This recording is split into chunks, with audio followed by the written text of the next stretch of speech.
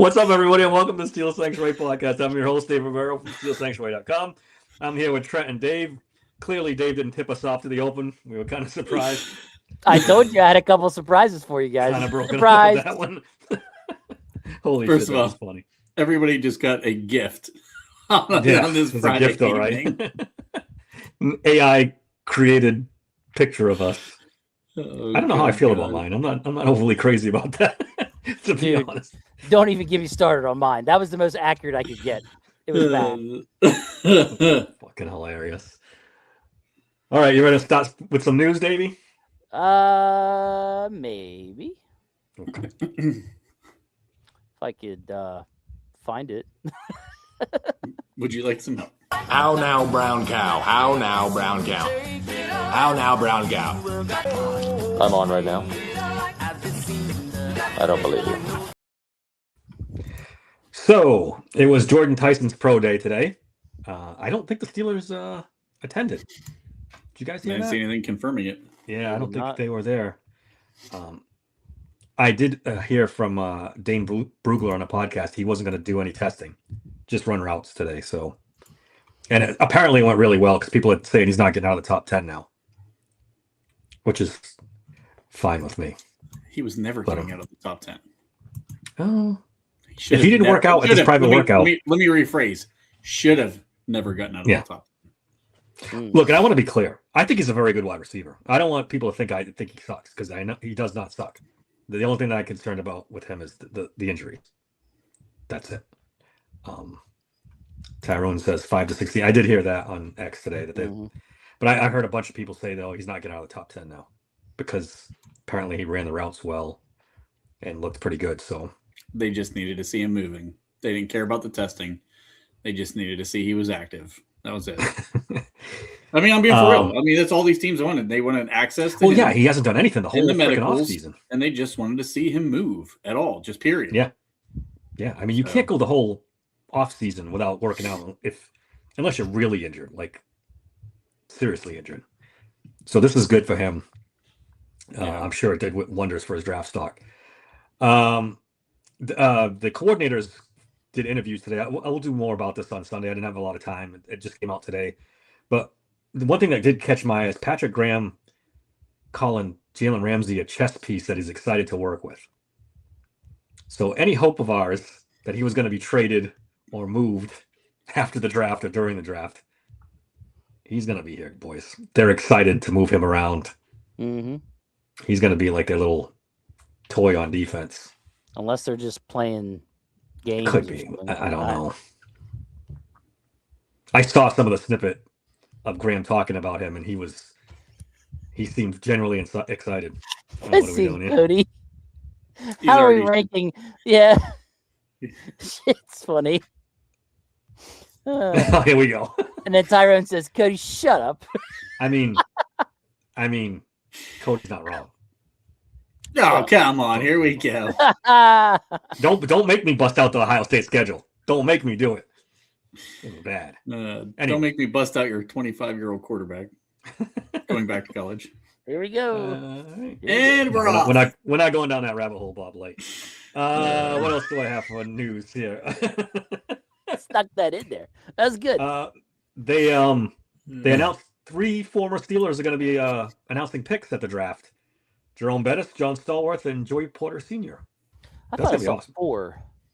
I thought 4 too, but when I was looking it up, I only found 3. Hines Ward? No, Hines Ward's there for Tyson. I don't think he's announcing. Check me, guys, in the chat if I'm wrong on that. Yeah, I can't remember. I swear I thought there was 4, but maybe I could be wrong. I'm trying to think if there was anybody else, but no. Well, if you guys find it, let me know. And to wrap up the news today, we had about 5 or 6 final draft day visits. Drew Aller, Venga Ione, Traden Stukes, Bo Stevens, and Will Kekmarek. We need a scouting report on Will Kekmarek there. Kazmarek. Kazmarek. Let me help you. Will Kazmarek. You can call him Kazmarek. Is he any good? It doesn't sound like it. He's a very good blocking tight end, but he doesn't bring a lot in the pass catching game. Mm. Very similar to the Klein kid from Michigan that they also brought in. I mean, they're just really honestly blocking tight ends who late round guys. So what you're basically saying is he's a bum. Joey Porter Jr. is the other guy. No, was it senior? Found it. Jordan Bettis, Porters. John Starworth, Joey Porter Sr., and Joey Porter Jr. Okay. And Jr. Both. Sorry. I'm very relieved that they brought in Venga Ione. Very relieved. Because, like I said, all three of Omar Khan's drafts, his first round pick has come in for a visit. So that would have possibly excluded Ione, which would have been bad. Yeah. Traydon Stukes is an interesting name, too. He is. Because if they want him, it's going to have to be in round 1 or trade up in the second to get him. In round 1? I don't know. I've seen him in a couple round 1 mocks. Yeah, he's kind of bouncing back and forth between round 1 and round 2. I think he's probably going in round 2. But yeah, they'd have to trade up. I'm not taking him at 21. No, that's probably he won't. rich. I don't think he'll be there at 53 either. No, he won't. That's a chance I'm willing to take. I'm not taking him at 21, boys. Just me. That's too rich. Yeah. Guys, I'm seeing Ione to the Steelers in a lot of mocks. Yeah. Todd McShay had him. Mm-hmm. Daniel Jeremiah, I believe, had him in his last mock draft. And I hope they're right. Yeah, there's a lot of smoke around Venga Ione now. It's the best case scenario. Best possible outcome, right? Yeah, for sure. It is. Yeah. I mean, I don't think there's a single guy on the board you could say, talk about anybody who could realistically fall. I don't think there's anybody else you would even. Colin and I brought this up on the podcast the other day. I forget who it was. I think Slash maybe threw out this trade up to the Dallas Cowboys PQ in a third to go to 12. And at 12, I was still like sitting there thinking, I'm like, I think I'm still taking Ione. He's the best player for this team right now. And I don't know 100%. Even if anybody else falls, I still don't think I'm taking anybody else if he's on the board. He's the guy. Vaughn says he can't see him there at 21. The thing about this draft is it's weird. I keep hearing people say there's going to be a big run on tackles. Once the first one goes, then they're going to go bang, bang, bang, bang, bang. So that might push Ione back. It might have been Tyrone. Sorry, I just wanted to make sure I gave him credit. I think I think he was the one who threw that out. Sorry. So I think he could be there at 21, and they got to snatch him up. I'd be very surprised if they didn't. Yeah. How much would you give up to trade up for him? Would you sacrifice your second round pick to get up? No. Yeah, that'd be tough. No, because I still like Keelan Rutledge enough to where I don't think that. I mean, again, I just went through this whole spiel about you want to be in the guy, but still, I'm not sacrificing the second round pick in a draft just littered with talent in the second and third rounds. Right. I want as many second and third round picks as I possibly can get. I'd trade the whole rest of the goddamn draft to get another second round pick in there. Yeah. Well, I'm not giving up one. Rounds 1 through 3, there are tons of good players to get. Yeah. Tons. I didn't say blue chip, Dave. I'm just thinking in my head, but I don't know. To get the guy you really want. How much? So what are you willing to give up then? Wait, you mean for Ione? Yeah. Say the Steelers got some intel and the Ravens want to take him. At, what are they, 14? 14. So you got to move up ahead of them. That would cost you probably a second.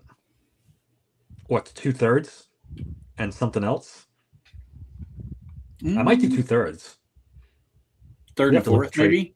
I don't know if it's trade chart. Do you think it's 2/3? I wouldn't do a third and a fourth. Yeah, you might be right. It might be a third and a fourth. I would do that. Lock it in, dude. They don't need 12 picks in this draft. Did AR2 say that? No quarterback in the first round? That's what Somber just said. Yeah, because they got to take Aller in the third. They're not. I don't want them to get Aller with the 21. No, I don't they even want wouldn't them do to that. take him with the 99. I just think They're they're not going to. They're not taking him. I've said this how many times? It's not that I want it. I'm just predicting it. There's a difference. Yeah. There's no way they take him the first round. No. I brought this up too. I wouldn't, if I got Ione, I wouldn't mind trading up and maybe seeing if I can get Concepcion or Cooper if they're still out there on the board. Trade up. And then I don't know if they make it out of the first round, Dave. What is it? Cooper probably isn't. I don't think he makes it out of the first round. No, I don't think so either. I trade back in the first round. There's people putting Concepcion back in the second round again. Really? No way. Yeah. I believe you, but I don't think that would be crazy to me. I would be shocked personally, but there's people putting Boston back inside the first round again. It's I've like seen all that too. I don't understand all that combine and pro day stuff just fucking went completely away, and they're all back in on the film. I'm telling you, if you get Ione at 21 and the first round's over and Concepcion's still there, I'm trading whatever they want to get up to 33. I don't care. I'm getting Concepcion, Ione, and the draft's a success. The rest of it doesn't matter. Now, I'm just going to throw this out there, okay? Because somebody may have had this on one of our scenarios that we brought up lately, and you guys both said I cheated because he wasn't getting out of the first round. Now, hold on a minute. Maybe I was onto something, putting Ioane and fucking KC on my list. Oh, yeah. I mean, you were absolutely on something. You cheated, but still. You cheated. Yeah, you cheated the game. You gave the two best case scenarios as your two picks. While we pretended like nothing happened and you had the 53 pick, you're like, oh, we could just trade whatever and go up to get him again. You're like, that must be nice. I love that world. I was playing GM. Hugs and rainbows for everyone. That's great. I'm going up. Anyways, I'm going up and getting KC in the second, the early part of the second round. Everything goes well for if he's there. guys. If he falls past Buffalo, he might be in the second round. It could happen. Buffalo's the team, and they kind of need. I mean, like Keon Coleman's kind of a joke, right? Like he's not their ex receiver. No, yeah. So they kind of do need a guy like Denzel Boston. They do like that kind of receiver. They've tried it a couple times. Well, they need him. You've already got Khalil Shakir. Yeah. Do you want Casey and Khalil Shakir on your roster as your two receivers, or do you want the bigger X receiver and Denzel Boston? I just can't. And that's why I could see him maybe slipping out of the first round. Ray Fittipaldo was on 93.7 today, and he had the Steelers taking Denzel Boston. I'd be so mad. I think that's out the door. I would be so mad, dude. I'd be livid. Especially if I only still on the board and I would lose my fucking mind. Now I know he was a top 30 visit, but he was here before the Pittman trade, right? Oh, I don't know. That's a good. I'm pretty sure he was here before the Pittman trade happened. I think that's out the door. You're not. I don't think you're taking. I don't think you're. You need a different player archetype. Yeah. You need a separator. We don't have one. You could do and Omar Cooper. I'm fine. Yep. If you get Omar Cooper or if you get KC. To me, KC or Cooper is acceptable at 21. It's acceptable for me. I still think it's Ioane if he's there, but then if Ioane is off the board. If he's off the board, yeah, no. I mean, my number one is Ioane. But I'm saying like if he's not there, he's gone. I'm perfectly fine if one of their receiver decisions is Cooper or Concepcion. What worries me is some of these straight X. Sorry, I was just answering Vaughn. He is an X. He is straight on the outside. Some of these mocks are worrying me that all of a sudden there's a guard run, and Rutledge and Pregnon and Ione are all off the board at 53. So if they don't get one in the first, you're talking. You're still trading up for what you need in the second. You're trading up in the second to get who you want. I think we're trading up in the second no matter what. You think so? Sounds like it, right? I think so. I think they're going to make this draft. I think they're going to freaking sell out. So 12 picks. So I've been saying all along, I think there's 2 trades in this draft at minimum, probably 3. So the scenarios are then if they draft Ione, they're going to trade up in the second to get Concepcion, Cooper, whoever falls. And then flip it. If they take a wide receiver first, they're going to trade up in the second to get either Pregnon, Rutledge, or Basantis. Not my pick, but I'm just saying the idea behind it is one of those 2. Now, is there a third position that you can see them trading up for? Absolutely. Mine would be corner. I think if Chris Johnson's there, you got to go get him. In the second? In the second. Over guard? Well, no. If you've taken a guard or a wide receiver, I'm just trying to add a third one to the mix. I don't think there's another position. You need to come up with a guard and a wide receiver, 1, 2. If say like there's just a run on wide receivers in the first, and so you took the guard, right? So Cooper and Concepcion are both gone. Yeah. In the first round. So then, yeah, that's a good point. If a Chris Johnson's there, me personally, I love Chris. I think he's a really good corner. Yeah, that's a good. That's a guy I could see them trading up for, or I would at least trade up for. It's something like that. I'm trying to think of other positions that say McNeil Warren falls. Oh yeah, that's one that's where it might worry. Who'd you send? You sent something that he thinks. Yeah, somebody that I'm talking to on X. Yeah, who's not an Adam Schefter type, obviously, but somebody who talks to players and again, players thinks that the Steelers are interested in Emmanuel McNeil-Warren big time. If Ione's gone and they decide to go with McNeil-Warren, I'm not going to be upset. I like McNeil-Warren. So yeah, I do too. Another one that's fine with me. So you got my heart set on Ione. So anything else is going to disappoint me. Well, I think it really is, guys. I'm sorry. Yeah, and I think you could even throw a fourth one in the mix too. Honestly, if the PQ thing happens, then linebacker becomes a real easy trade. Yes. That changes. And then J-Rod in the second. You easily go right up after that, dude. Jacob Rodriguez, definitely trade up for him in the second to get him if you need to. Have you heard a knock on J-Rod that his missed tackle rate's high? No. Is it?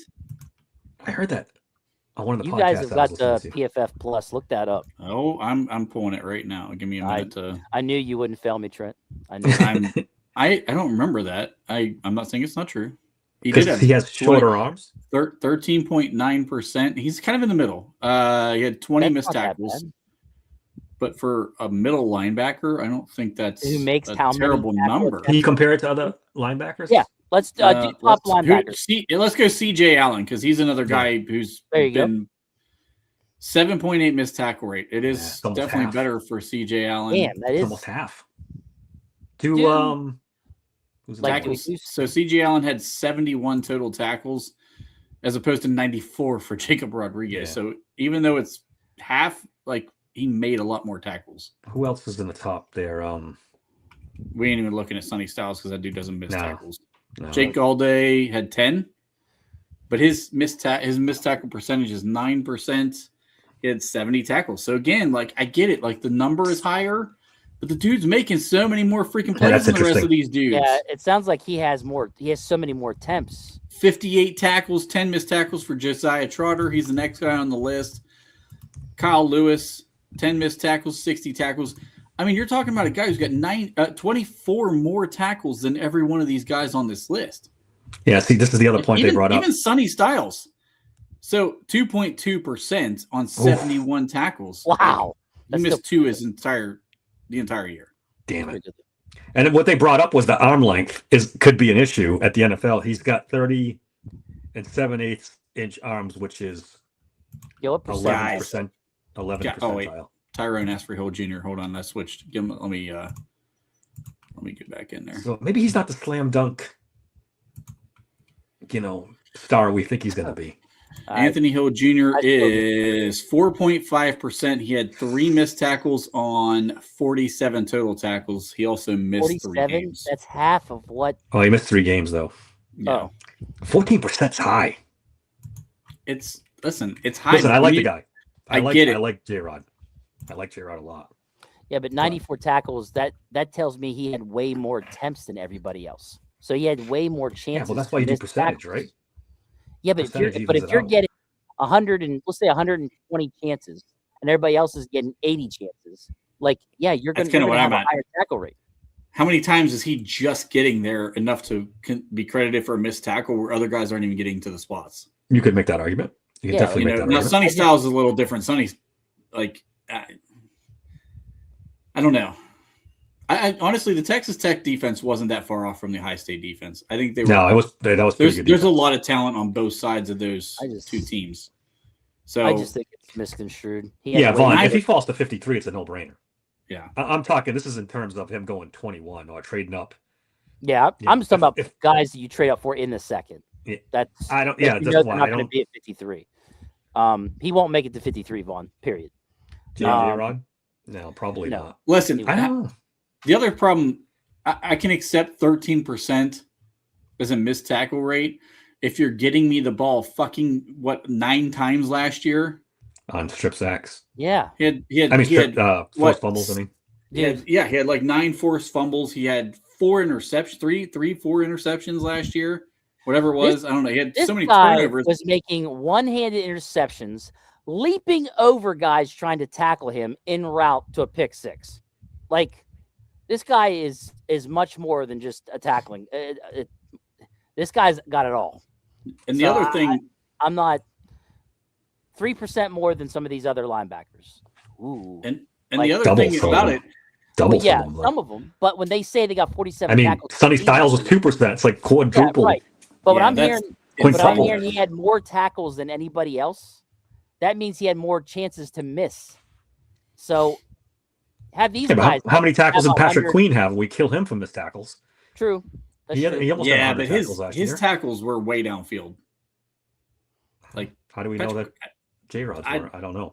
Nothing that I saw suggests it was, but I'm taking J-Rod in the second, and I'm not even blinking. At 53, I would trade up for him and still not blink. I'm trading up for him. Dude's a playmaker. I call him a fringe first-round pick. I still think he's a fringe first-round pick. And listen, former quarterback, you're crazy, converted to linebacker. He's going to be one of the smartest dudes on that defense. Vaughn's calling you Colt. All right, I didn't mean to get us sidetracked too far, but yeah. All right, what are we doing? Our D-line? D-line tiers first? D-line tiers first? All right, who wants to go first? I went first last time. You guys go first. Go ahead, Trent. You can go first. All righty. And there you go. Tier 1. I have 2 guys in my tier 1. I have Caden McDonald. I have Caleb Banks. Caden McDonald, I think, number 1, I don't think there is a blue chip prospect inside of this defensive line class. So that's the starting point of the whole thing. But Caden McDonald has a lot of high upside. He's a very, very good run defender. He's even for his size, he's got a little bit of a twitchiness, but he's a dominant run defender. So that's a guy you can kind of plug and play. Probably a late first round guy. Depending on how the boards start falling, he even could fall into the second round, which would make things really, really interesting. But if he ever develops a pass rush, then he becomes a really good player for whoever gets him. Caleb Banks, man, the dude's got talent for days. He's very twitched up for a big man. I think the injuries are the thing that's the biggest concern for him. Those foot injuries for a guy at 330 pounds, man, like that's kind of worrisome. So I don't know. I mean, if his bull rush is explosive though, like his bull rush is explosive. So Caleb Banks might be the most talented guy on this list. But you worry about the foot injuries, but I still a tier 1 guy, no doubt. Tier 2, I have Christian Miller as my first guy. I think he has the potential to develop into the most well-rounded player in this class. The potential's there. I think so. Because I think he's going to be better as a pass rusher initially, but he's still a solid run defender as well. If he continues to develop, he's a decent athlete. He needs to learn to finish. His finishing, he didn't finish a lot in college. And sometimes that happens with some of these D-line guys. I mean, we talked about that with guys, even from the Steelers. Right now, we're not seeing, our young guys finish a lot either. It's basically Cam Hayward in the interior. But Cam started that way too. Once these guys develop, sometimes they learn to develop and finish. I think he's got that potential. Who are we talking about here? I missed it. I'm sorry. Christian Miller. Yeah, I think I agree with you 100%. The most well-rounded player if he develops. Lee Hunter is my second guy. This dude's pure power. He was the guy that when I said I don't give a shit about what his RAS was. Like, he's just that guy. I don't care what the RAS is. Because it's awful. Yes. I didn't care. He is the most – you can't block him. He's unblockable in college. Unblockable. And I think he's going to be similar in the NFL. I really like him. Honestly, he's my favorite guy in the entire group. Lee Hunter is my favorite player of the entire group. I love Lee Hunter. I got a little nugget on him when I go. He might not be your favorite after I give you my nugget. Okay. I think he has a really good push-pull move too. Like, he has that because of his power. He does a great job of getting that extension out early and then pulling the guards or whoever aside and just kind of throws dudes out of the way. So I love his power. Tosses guys aside with these. And I'm going to tell you this right now. If he learns the Cam Hayward single arm, how Cam gets that single arm out and extension. Yep. He's got the potential to develop into a Cam Hayward type of I saw a couple of these guys. They have that move where they can just jam and just stick them and hold them and watch. Go ahead. Sorry. Great base too. I really like Lee Hunter. Peter Woods. Peter Woods is maybe the most disappointing guy on this list because he actually has probably the most all-around talent of this class. I'm talking from a pass rush and run defense stance. This dude should have put up way more production than he did in college. But listen, I don't know what the fuck was in the water down there in Clemson, but all those dudes that were all hyped up, they sucked. And underachieved. For whatever reason, he underachieved. The short arm thing, I think, is a big knock on him right now. Testing didn't really test. He didn't show up. Basically, he didn't show up to the combine. Testing really was irrelevant. So, I mean, like, the production on the field's great, though. So, and the potential is there. I don't know. We'll see what he turns into, but he kind of scares me. The arm length thing, I think, is the thing that really gets me most. And then Grayson Holton. My biggest note on him is explosive pass rusher. Explosive pass rusher. He is a guy who he needs to develop a bigger bag of tools in the pass rush game, but his get off is fantastic. He can get through that defensive line pretty quickly and easily. I like him a lot. And I think he's an above average run defender, which he does not get enough credit for. So that'd be the end of my tier. 240. Wow. Yeah, great. Yeah, great for a defensive lineman. Yeah, especially. big time. Tier 3 class, Daryl Jackson Jr.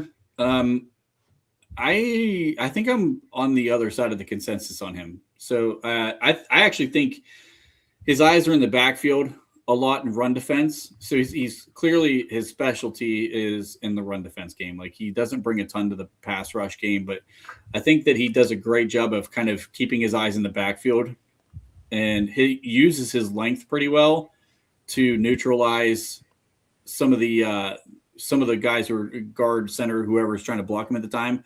And he kind of shucks them off at the last minute to try to make plays. I think he has pretty good leverage at the point of attack. A lot of the guys because I always give my notes first, and then I start to listen to what other people think about him. I heard a lot of people say that they think he does not use good leverage at the point of attack because of his size. His pad level's high. Yeah. Yeah. And people talk about his pad level high. I thought, like, the majority of the time, I think he uses good pad level, but his pad level in pass rush is, I think, when he really gets in trouble, because he tries to use just a straight bull rush. He does not have he's not going to pass rush at all. He's just not that guy. I think he has violent hands. That was the other thing I really liked about him. I think he has violent hands in the run game, especially. So I like that about him. Pretty nice anchor, but there's no pass rush at all. And this one's another one where I'm probably way off the consensus. DeMonte Capehart in tier 3. This dude, when he wants to turn it on, this dude can fucking turn it on with the best of them.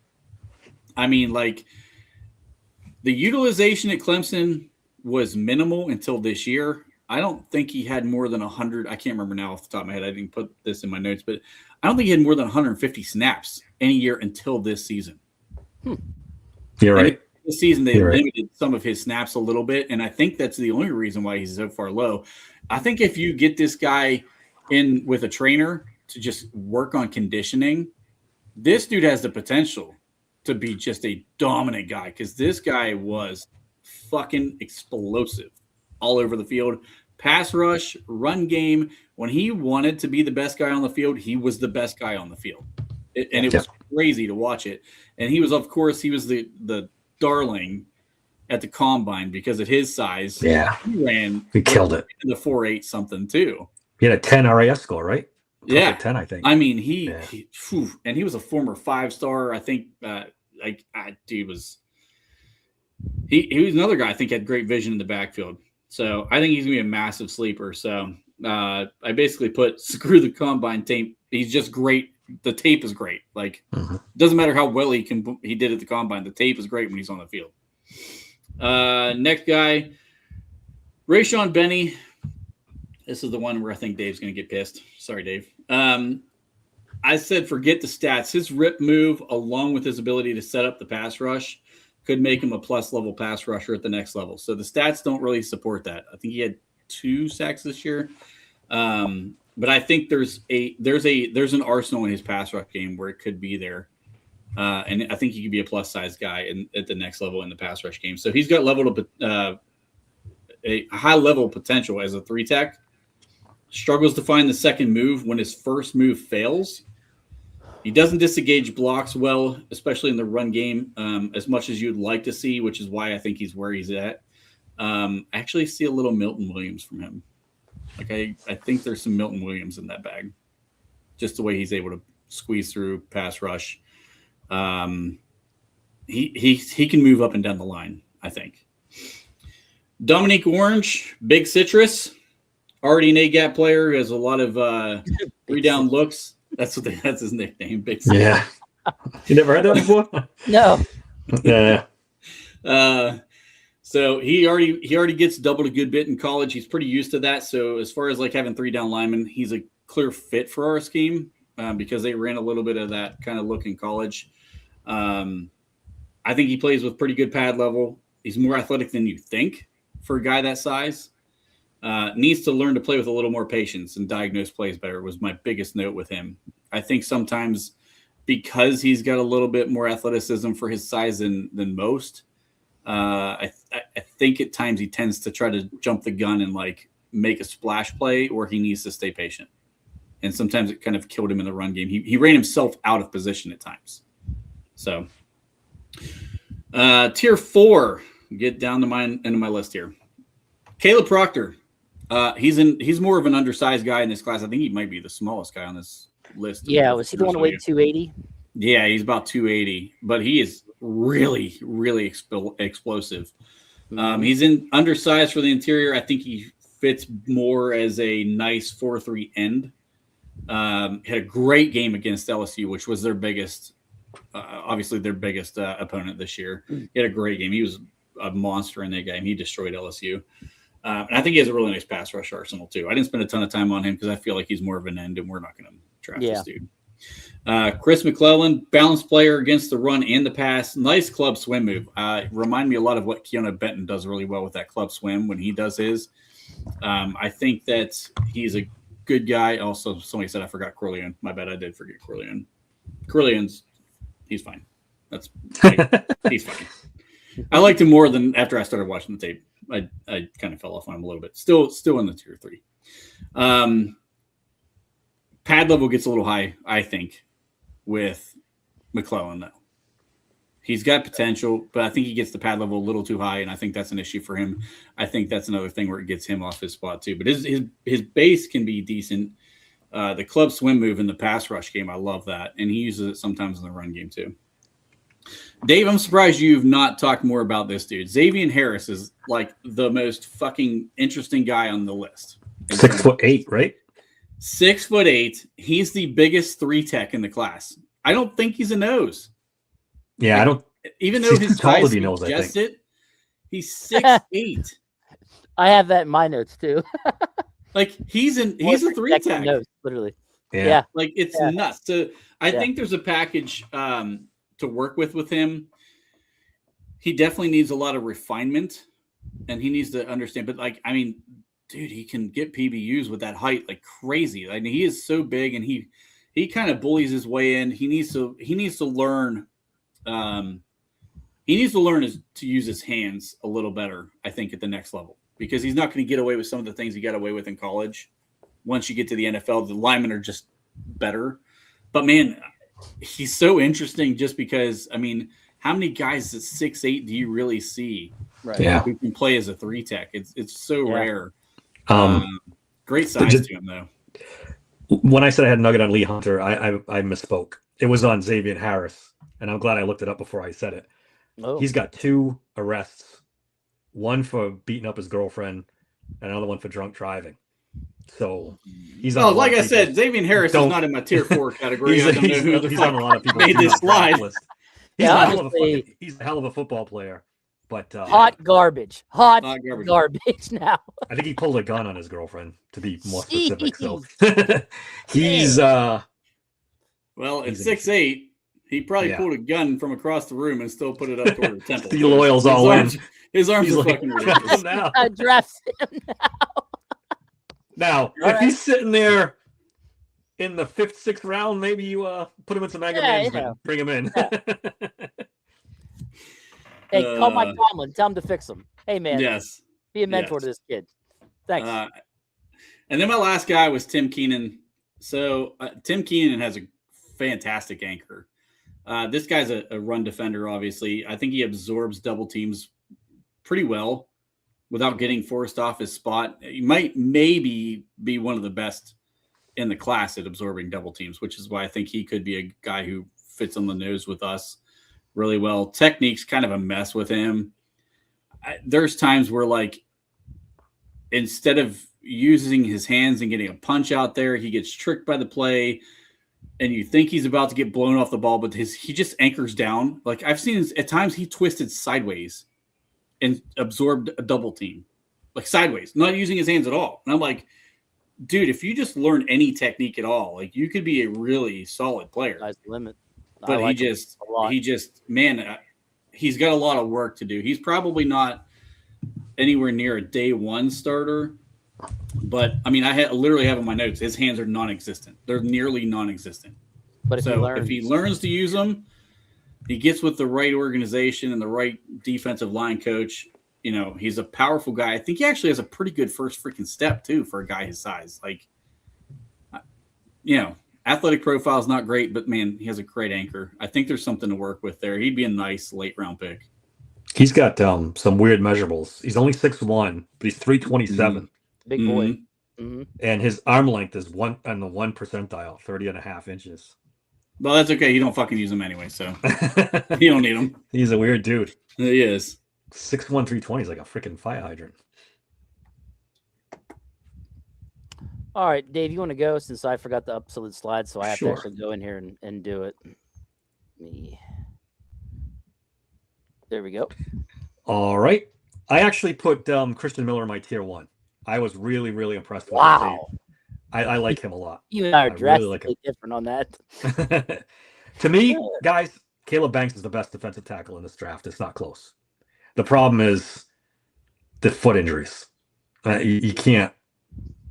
I don't know if you can trust this guy to be healthy in the NFL. Big guys like that with foot and leg injuries, that's scary stuff. But to me, he could be a star, like really a star in the NFL if he stayed healthy. It'd be crazy. My tier 2, I had Lee Hunter, Tyler. I don't even know how to say his name. Onyedem. Dude, I watched this kid's tape. He's freaking awesome.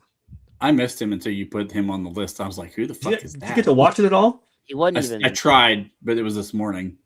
He's really, really good. You got to go back and watch him. I didn't even see him on PFS lists. He's not. I was on McShay's. I was looking down McShay's board to see if I missed anybody, and he was pretty high up there. So I started watching. Like, holy crap, this guy's really, really good. I feel bad when I miss guys.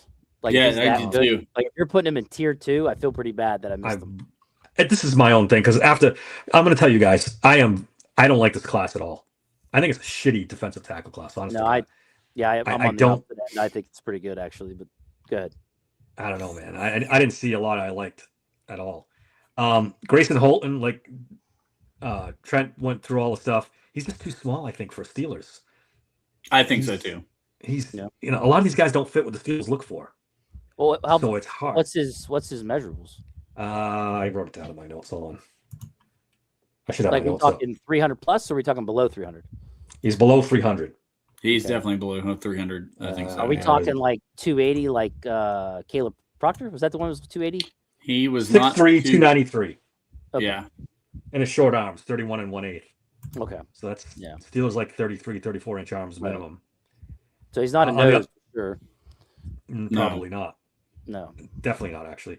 Yeah. He's a Chris McClellan. I think he could play 4-3-N too. He's another one of those guys. Yeah.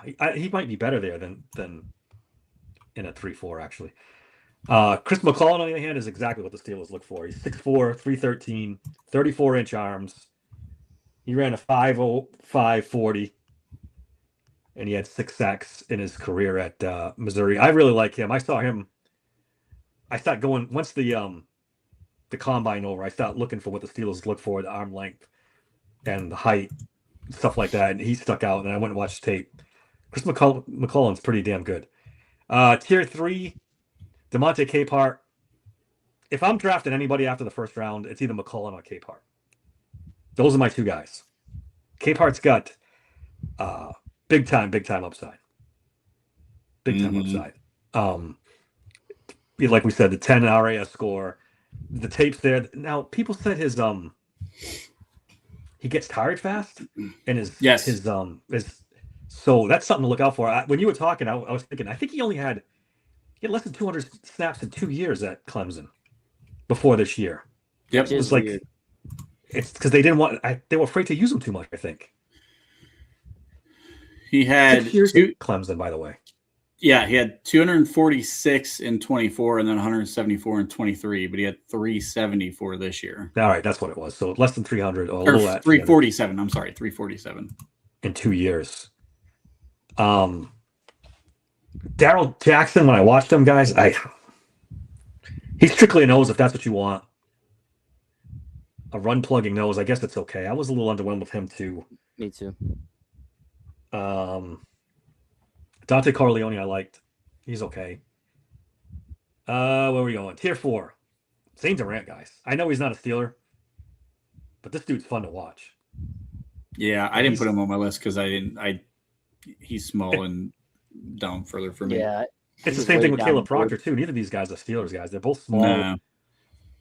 I don't know what you do with Zane Durant in the NFL because he's 6'1".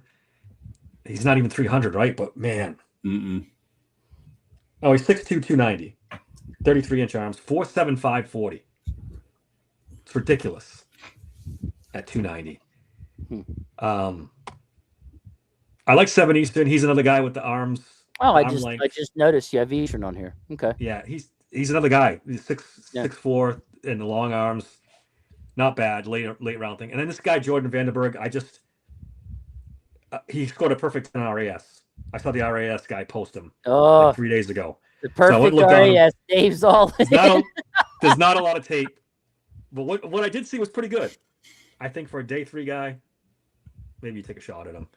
But this class overall, I don't know, man. I'm not thrilled by it. Death, taxes, and Dave with the RAS scores. I like my RAS score for sure. That's it. All right. I'll go ahead and go. I forgot to upload the slides, so here you go. Christian Miller in tier 3, Davey. Yeah. Give me 1 second because I got to set up the other slide here and have it ready for everybody when we get to that. Yeah, so tier 1, Peter Woods, Cade McDonald, Caleb Banks. My notes: Peter Woods has a high motor, talented flying pressure with a swim move, good at shedding blocks to make the tackle in the run game, even when facing double teams, and can miss tackles out in space, though. That was one of the things I noticed. Cade McDonald, quick for his size, at least I felt so. Great at shedding blocks to make the tackle in the run game. Bull rush worked well for him. Really good tackler who also will attempt to strip the ball. Dominant, pushing centers and guards around into the backfield. That was one of the things I noticed with him. Caleb Banks, powerful and wins with the swim move a lot, strong enough to push centers back into the QB or disrupt the run play, can shed blocks to make the tackle very well, and can defeat the double team. Tier 2, Lee Hunter, Grace Alton, Dante Corleone, Tim Keenan III, DeMonte Capehart. Lee Hunter, Trent spoke about him very well. Uses his strength to get into the backfield a lot, giving centers trouble. Wrecks the run game, even outside runs. Go watch the BYU game. He was obliterating BYU linemen all game. It was fun to watch. Has a great chop move and a bull rush move to get to the QB. Grace Holton, fast get off, surprises O-line with his speed getting into the backfield. You could tell that they weren't ready for his speed in a lot of his film. Awesome with the swim move. Wrecked plays against multiple teams. Excellent shedding blocks to make tackles. I have in my notes, fun to watch. Dante Corleone, quick for his size, powerful. Saw him literally run the pit center over with a bull rush en route to the QB. Did it to the Oklahoma center too. Just embarrasses centers. Can also shed blocks well to make the tackle. Tim Keenan, this guy, I really, dude, he was involved in everything from forcing fumbles, recovering fumbles, blocking passes, using his rip move to get to the QB, to blocking punts. He's strong as hell. Literally saw him have a lineman hold him so bad he dragged him on his fucking back en route to getting to the QB. I was like, Jesus. Excellence against the run too. And then DeMonte Capehart, guys, absolute bully to centers. He just tosses them out of his way with ease. His bull rush is ridiculous. He uses it in the run game to disrupt the running back's lane as well. A thing of beauty I have in my notes. Multiple times, putting centers and guards on their heels right into the running back, right into the QB. In my notes, I have absolute wrecking ball. Tier 3, I got Caleb Proctor, Dominic Orange, Rashawn Benny, and Christian Miller. In my notes, Caleb Proctor, fast, excellent swim move, catches O-lineman off guard with his speed as well. Even gives double teams trouble, utilizes a nice spin move, does good against the run. I saw him do a spin move, and the O-lineman literally fell down because he did it so well. He completely missed him and fell down. Dominic Orange, filthy spin move as well, quick. Lined up at 3 tech. I think I was talking to you, Trent, about this, where he was at 3 tech mostly. But I also saw him at nose. So I don't know which year was which. They used him more primarily at nose or not. Great vision locating the runner and can shed the block well to get to the running back. Rashawn Benny, good run stopper, sheds blocks well, utilizes strength and the rip move well when pass rushing. Shows ability to be able to block passes at the line of scrimmage, too. I thought I saw something where, like, for D lineman, he was one of the top ones and blocked passes. Or passes defended. Up a lot. Christian Miller, good motor, uses swim move well, sheds blocks to make the tackle well. The thing I put here is I doesn't exhibit the kind of strength to drive the center of the guard back into the backfield consistently. It just didn't look like he would. Sometimes where he would just get held still, and he couldn't really use his upper body strength to push the guy back. So that was kind of a turnoff for me with him, and that's why I put him tier 3. Tier 4, Chris McClellan, Darrell Jackson, and Xavier Harris. Chris McClellan has a nice rip move, quick, can shed his block to make the tackle well, also good at blocking passes. Darrell Jackson Jr., excellent run defense, quickly shedding his block and locating the runner. Seems like he was utilized more as a run stopper than a pass rusher. I did see a couple times where he used a bull rush and he got home with it. And Xavier Harris, great swim move to get to QB, can still shed double teams to get to the running back as well. Great vision, but I have here more 3 tech than a nose, which one of you brought up already. Which one was it, Dave, that you were like, you didn't like that I had? Kristen Miller. Yeah, he just didn't impress me as much. When I saw him get stopped by a couple different centers and guards, I didn't see that. He could not push them back. He couldn't do anything. He got locked up pretty good a couple different times. And I was just like, man, I'm sorry. When I see these other guys just absolutely tossing dudes out of the way, into the quarterback, into the running back, and just wrecking the backfield, and then I see him not really do that, just doesn't impress me much. I just didn't have – what's the word I'm looking for here? Like, I'm watching these guys, and there's some of these guys who are like, this is fun to watch. Like, they're doing everything, right? But I see him, and I'm like, I'm just not seeing it. Same thing with Darrell Jackson. After reading all these notes on Darrell Jackson, I was, very high on him. But then I'm watching the film, and I'm just like, man, like, is that all he does is just stop the run? He's not a guy that they send out. Not a pass rusher at all. He's not.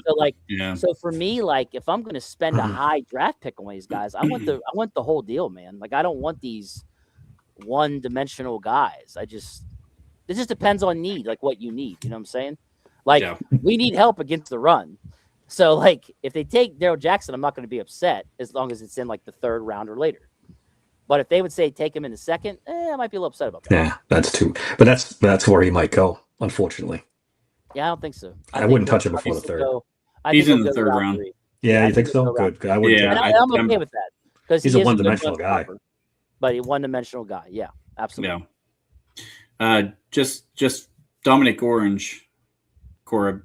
Yeah. He played 412 snaps on the A gap, 92 in the B.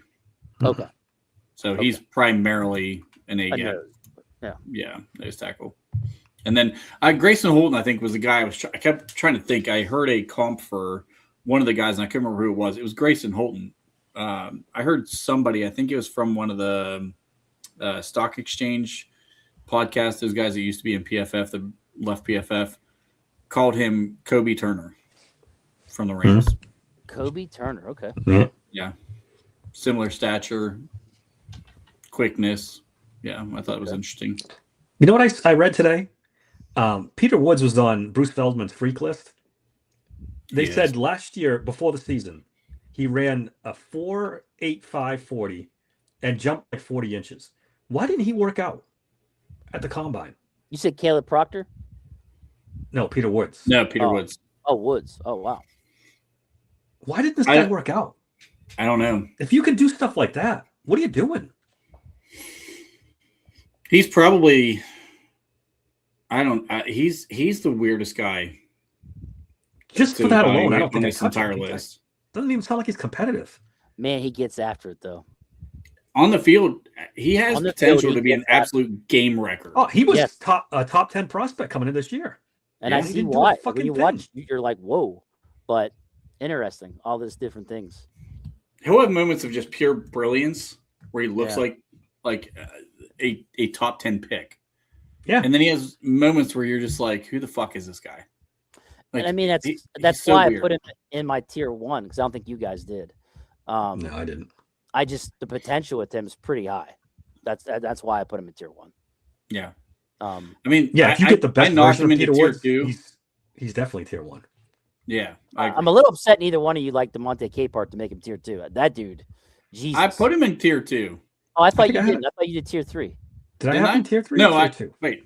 Check my notes. I can bring it back up. I got it right here. I'm like, wait, maybe I didn't. I had him in tier 3. Tier 3. Sorry. He was second on my tier 3 list. Yeah, I thought you had him in tier 3. Yeah, ridiculous. Sorry, my bad. Absolutely ridiculous.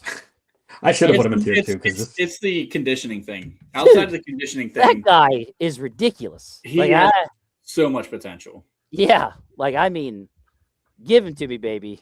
Get him. He was another guy who was a top 100 recruit coming out of high school. Yeah, he was at Clemson 6 years, right? Yeah, 6 years, I think. Something like that. Fucking nuts. All right, you guys ready to do the? Let's do blue chips. Let's do blue chips. Here we go. Maybe. Just kidding. Why didn't it bring it up? Uh-oh. It says it's up. It is not. That is really weird. There we go. No. It's not, guys. It's not adding the one I'm clicking on. Hold on. There you go. All right, StreamYard's acting a little weird. Sorry. I got your back, Corb. I got your back. All right, thank you. I did not think I was going to be the most blue shocker.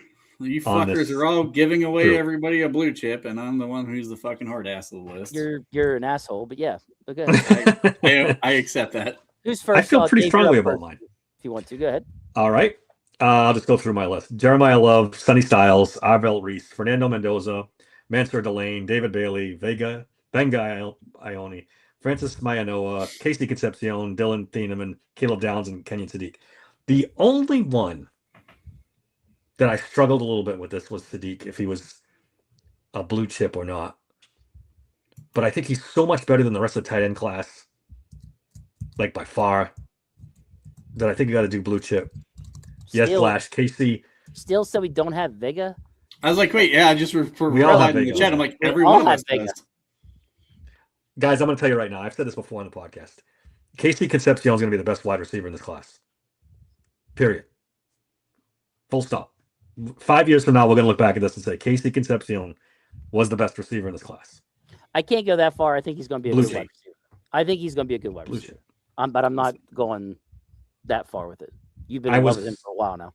I was teetering between him and the Ohio State kid, but I'm all in on Casey Concepcion now. He's explosive, returner, all this stuff, can play slot, can play outside. Yeah, he's gonna be fantastic. Yeah, as long as he catches the ball. You had to slide that right on in there. That's the one thing you can point to. That's the one thing you point to. Yeah, I mean, some of the guys I have that you guys don't, Dylan Thieneman to me is going to be special. He was fringe. He was fringe for me. I didn't put him in there, but he was close. And I don't think any of you guys have Mansour Delane either. I think he's the best corner in the class. I think he's blue chip all day. All day. All right, that's my Blues. If I had just missed list, it would have been Thieneman, and then Delane would have been just missing off my list. But Jeremiah Love, he has to be first on the list. I think he's probably the best player in the draft. Sonny Styles, they don't make him like Sonny Styles anymore. Like, I don't think they ever made him like Sonny Styles, to be honest with you. His combine kind of proves that. God created this man. Only God could. And only Ohio State could recruit him. Anyway, yeah. David Bailey. I think David Bailey's got special pass rush potential in this next league. I have been saying long throughout this process, I think the Jets should take him number 2 overall, not Arvell Reese. Even though a lot of people have Arvell going ahead of him, I love David Bailey's pass rush game. I think his first step's explosive. He's got a nice arsenal. He's been doing it longer. He's definitely a special player. Arvell, for the athletic ability, I don't know that you're going to find too many other blue chip prospects that have that profile. He and Sonny pretty much ran neck and neck as far as the combine numbers went. Maui Noah. I mean, how many guys do you come out of college and you don't give up sacks? Yeah. You know what I mean? Like, dude is as rock solid as it gets. You could play him at guard. You could play him out at tackle. Dude is just a really damn good football player. Caleb Downs. I love Caleb Downs. You guys know I love Caleb Downs. I think he's a special safety in this class. Kenyon Sadiq. You could take 30 pounds off this dude. He's still fucking good. Like, he could be a good wide receiver. But instead, he's a really damn good tight end. And he can block and he can catch. I wouldn't be shocked if he goes inside of the top 14. I mean, he's that talented as a tight end. I mean, I think he's more talented than Warren was coming out last year. And then Vega, I mean, Vega's probably one of the better draft prospects we've seen at guard in a long time. Okay. For me, Fernando Mendoza, look, he's got the height, the weight, the arm, the hand size, along with the accolades, the stats, and the championships. Crown him, bitches. That guy's going to be blue chip. David Bailey has all the tools: bull rush, spin move, swim. He's strong as hell. Like, he's going to be good. Arvo Reese, the power, the speed, several moves in the arsenal. Just very impressed with him. Just don't know if he's going to be the edge rusher or the off ball linebacker. Jeremiah Love, the speed, the vision, the change of direction, the strength. I'm very impressed with him. I think, yeah, Dave. I agree with you about him. Francis Moega, look, puts pass rushers on lock, pancakes the shit out of players. I saw tons of that. Is dangerous out in space on run plays too. Sonny Styles, sideline to sideline speed, excellent tackler, coverage, gap hunting on run plays. Love his tape. Carnell Tate, double coverage, can't stop this guy. Ball tracking at full speed is a thing of beauty. Eats zone coverage alive and high points the ball over everyone every time. Even 2 guys on him, he high points over all of them to make these contested catches. It's just very impressive what the guy can do at his size. Reuben Bain has an elite duck under move, reminiscent of James Harrison. High motor guy that never gives up on the play. He got in trouble though. Didn't he have something happen a couple? Or he killed somebody in a car accident. Yeah, that's all. But talking about talent here, not the other stuff. Dude definitely could be a blue chip player. Cleb Downs, great tackler, great hands, elite closing speed, great blitzer, playmaker. Spencer Fano, very athletic, great hand placement, footwork, and pass pro. He's unrelentless out there. Just when he sees his guy, he doesn't stop until his guy's on the ground, out of the play. And then last but not least, Vega Ione, absolute bully in the run game and locks pass rushers down, pass pro. Those are my guys. Like I very impressed with this group. I could have added Kenyon Sadiq as well. For his size, the speed he's at, yeah, I could see him being a blue chip as well. So, all right. So Slash Deal asks, okay, now who would help the Steelers the most this season? Which blue chip? And we've been talking about him a lot. It's Ione. Yeah, I was gonna say let's go. Is there another guy on the list because we've talked about him so much? Yeah. Ione's one. So yes. Except who else? That would be my second choice.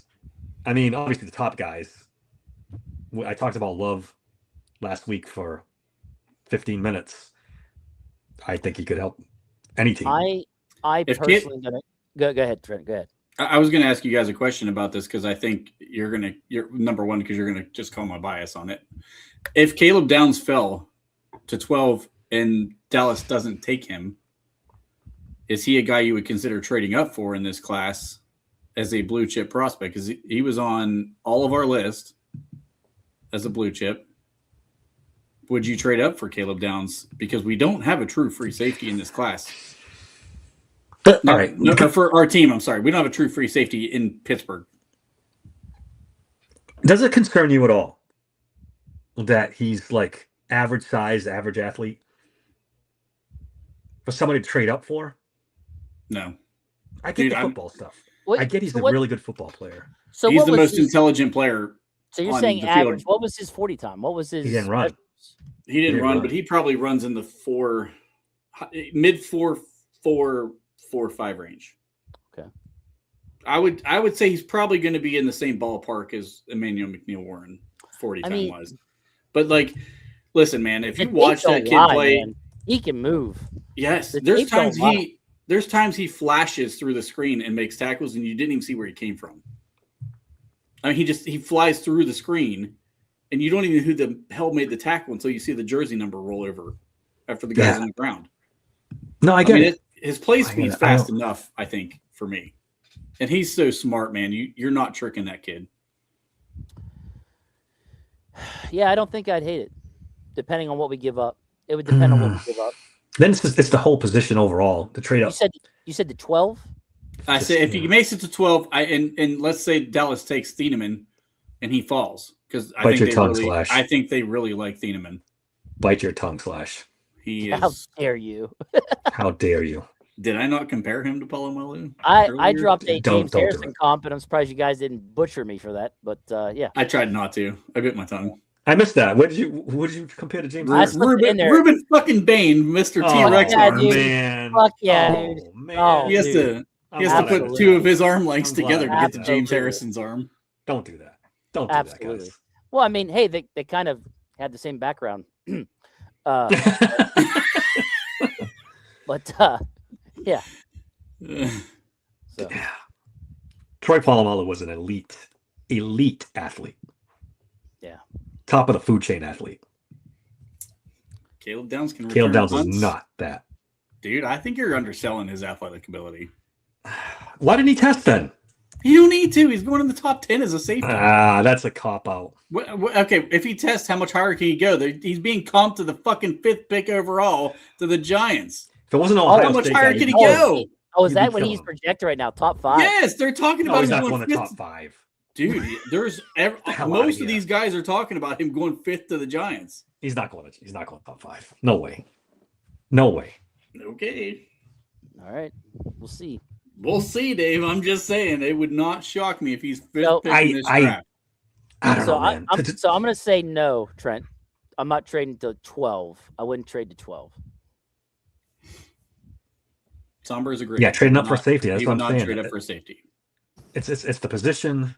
What is? I'm going to be. Tyrone throwing out the history of Ohio State. Where's number 2? Sorry, that's an inside joke for the Buckeye fans. Yeah. Oh God. Sonny I don't think so. Oh, Johnson thinks Sonny Styles. Yeah, maybe. No one likes Kenyon Sadiq. I mean, I had him on there. He's on my list. Yeah, Trent had him on there too. He meant as the next guy that would help the team. Like he's asking. I think I wouldn't be mad if he was the Steelers pick at 21.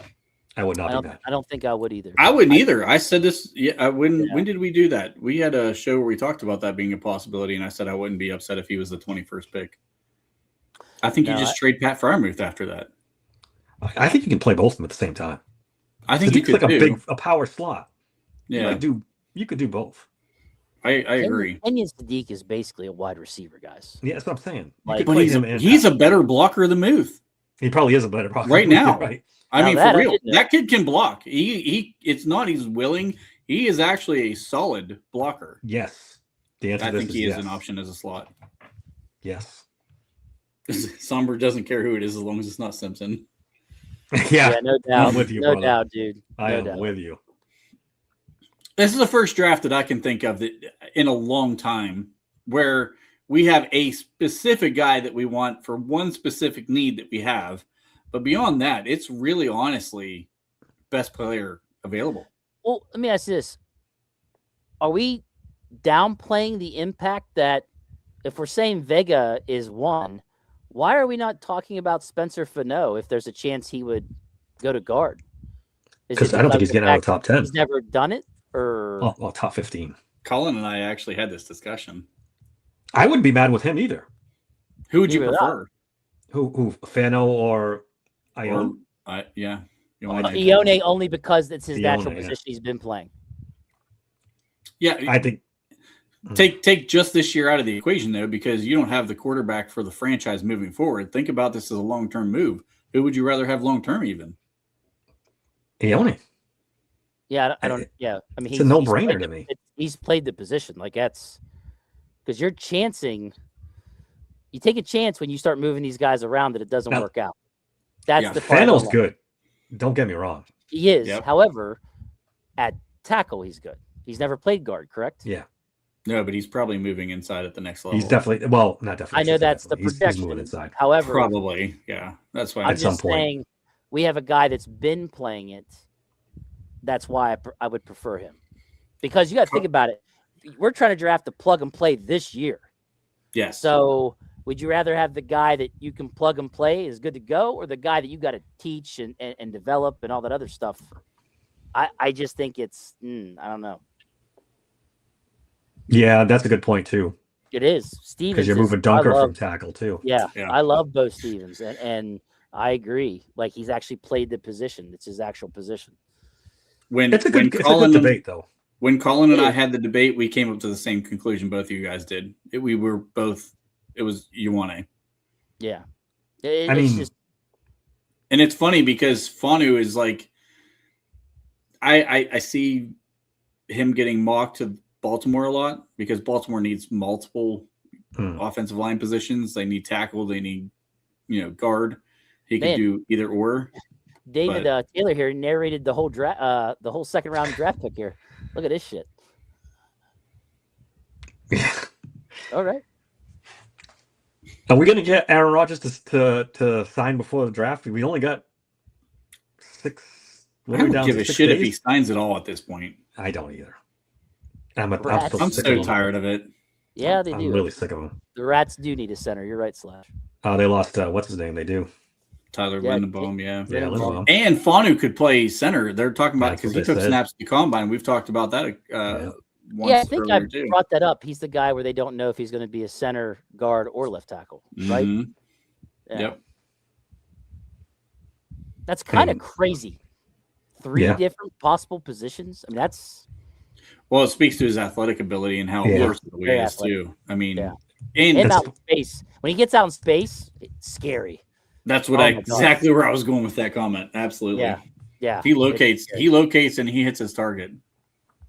His arm length, it's 32 and an eighth. That's 3rd percentile.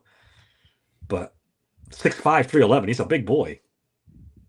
4'9", 140. Whew. Yeah. Yeah, he's a good athlete. He's in the 90th percentile. And anybody else on this list before I get rid of it that you think would instantly help the Steelers? I mean, Maui Noah would be an easy answer, but yeah, he's not getting there. So it's Sonny Styles. Like I'd put him out there. Easily. Yeah. But, draft David Bailey and trade TJ Watt. Boom, boom. Ooh. Give me that 27 first round draft pick, baby, and let's roll.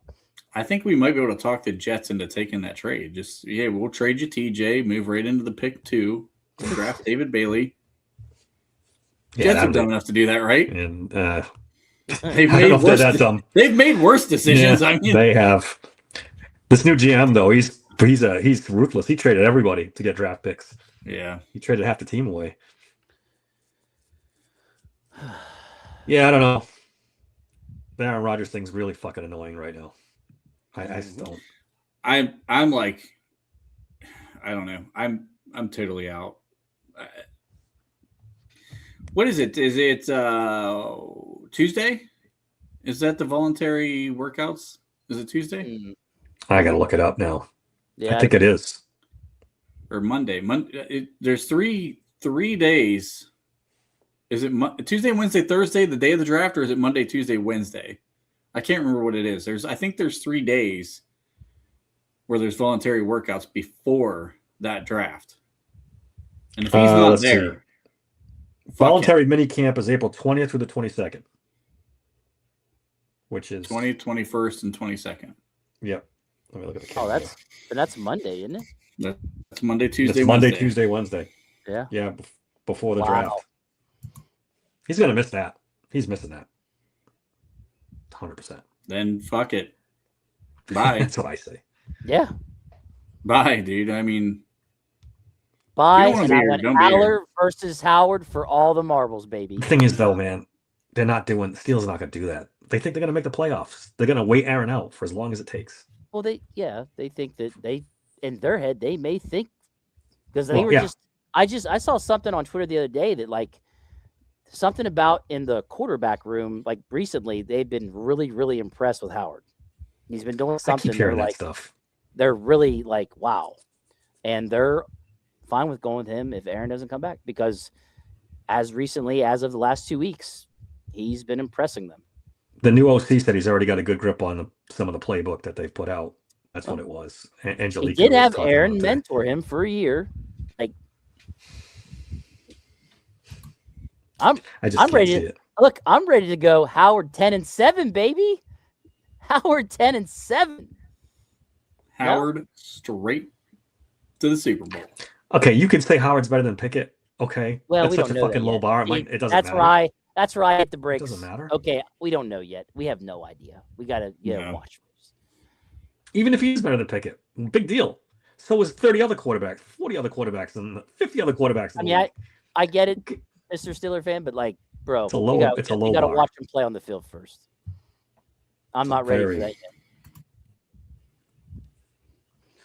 All right, we got anything else before we get out of here? I'm trying to think. No. Who was the pick? Let's hear it. I don't want to sound like a broken record, but Vangioni. Yeah.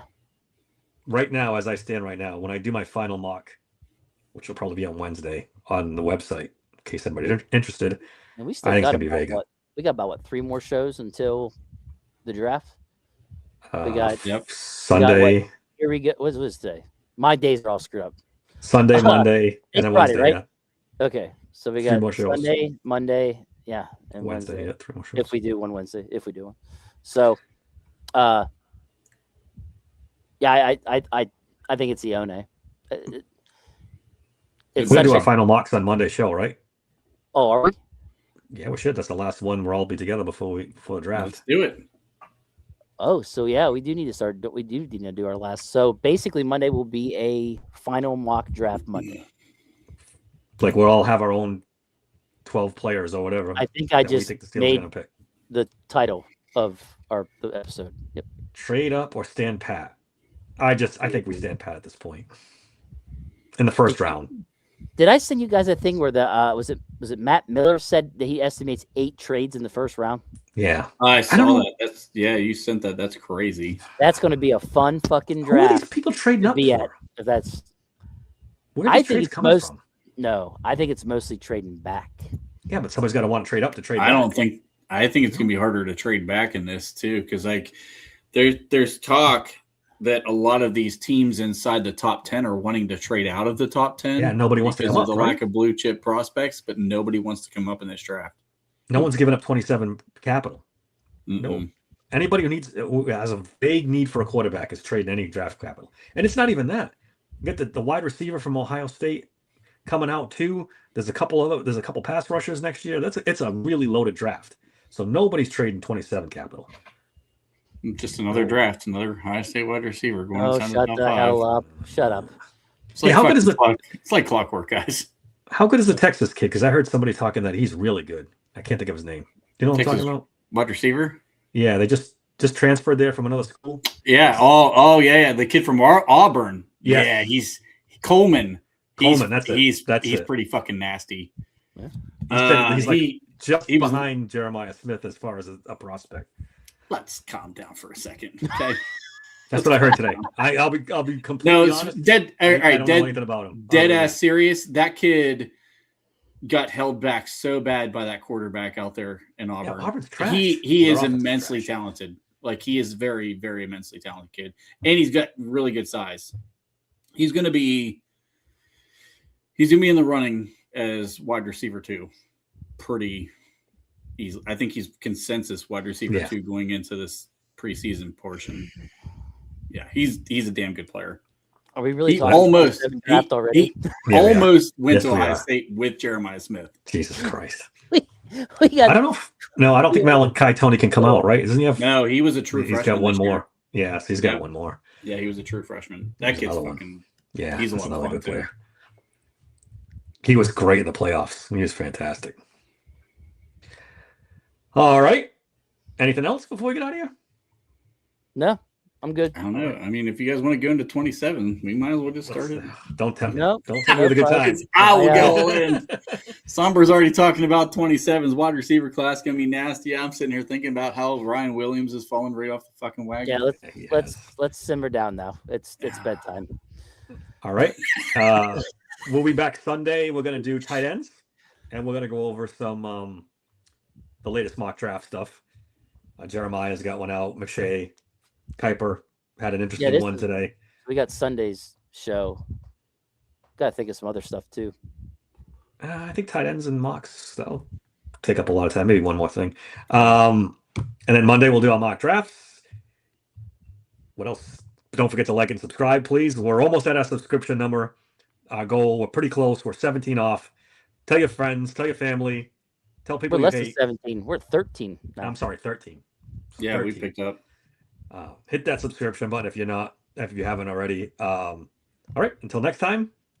Oh, we've got some stuff cooking with a new thing. We're just going to tease a little bit. You might want to join the Steel Sanctuary Union coming up shortly. We'll give you more details on that in future episodes. Until next time, thanks for listening to the Steel Sanctuary Podcast.